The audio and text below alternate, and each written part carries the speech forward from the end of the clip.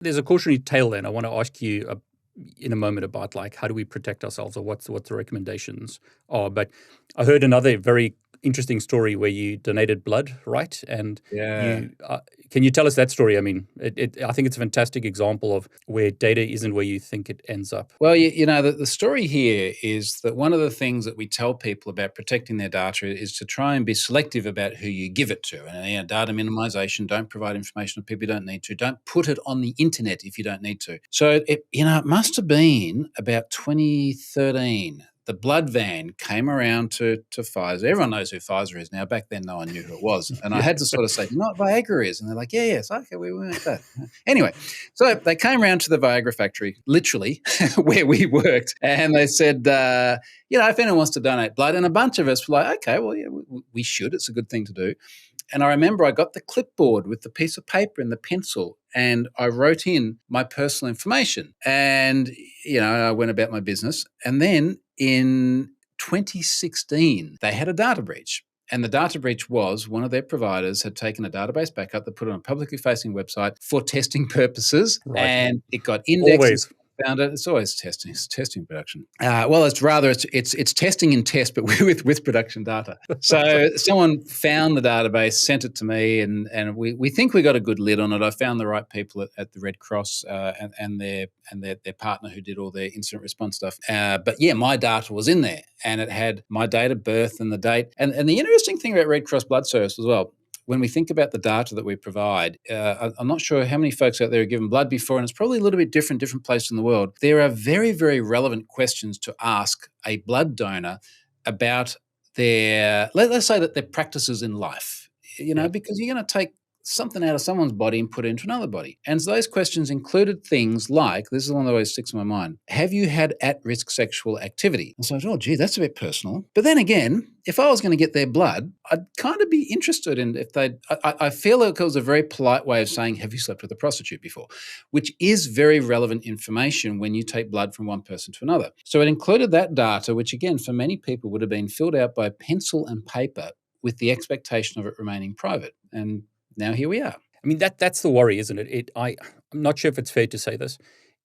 I think you need to live under the assumption that your data is going to get breached. Yeah, I mean, it's a good question. Is that fair, or is it just simply the recognition that this is the reality today? It's a really difficult one because we are so dependent on information systems for so much of our communication. And, we've just also finished saying that this was pencil and paper and it ended up online. But if we think about all the communication we've had, and it could be anything from romantic messages to a loved one to the communications with an accountant or a lawyer, that they are digitized, they are cloud-based. They usually sit there for perpetuity. How many people go through their email and it's like, I'm going to purge out everything older than 5 years or something? So it sits there forever, and it is a bit of a wake-up call, isn't it? Yeah, I mean, so let's talk about that. What can you as an individual do? I think you've mentioned that term again now, like reduce the data that you give out, right? And then what can companies do? Because it seems like companies are just getting breached every day. Well, we've got to look at it from both sides. And the way you've put it is very correct. What can we as individuals do? And then what can we encourage organizations to do? So we as individuals can try and reduce our footprint. Now, it's hard. If you want to donate blood, you will have to answer very personal questions. Depending on your perspective, let's say a good run, if you're in my industry, a good run of data breaches in Australia in the last 7 months.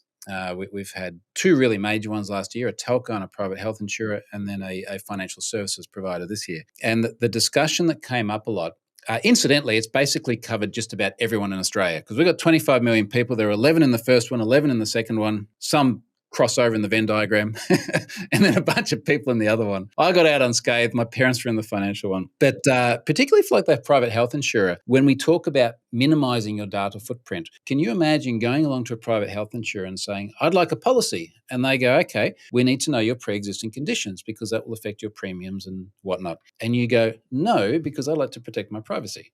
They're going to go, okay, well, Goodbye. No health insurance policy. Like you just don't get it because it's very relevant information. But now that data got ransomed and leaked publicly. And if you'd had an abortion or a drug addiction or all sorts of other really personal stuff, which they deliberately leaked out to create impact, that's out there. If you look at it from the other perspective, the data breach we had in September was from our second largest telco. a company called Optus. Again, about 11 million records there. They had a huge amount of data for people who hadn't been customers for something like 20 years. And it's things like identity documents, driver's license numbers. Wow. So to put it back on the organization side, how long do you need to keep this information for? What is the useful period of retention? Because there's a point at which it's valuable to the organization, and then there's a point where it becomes a corporate risk. And I would argue that 20 years worth of driver's licenses is a corporate risk.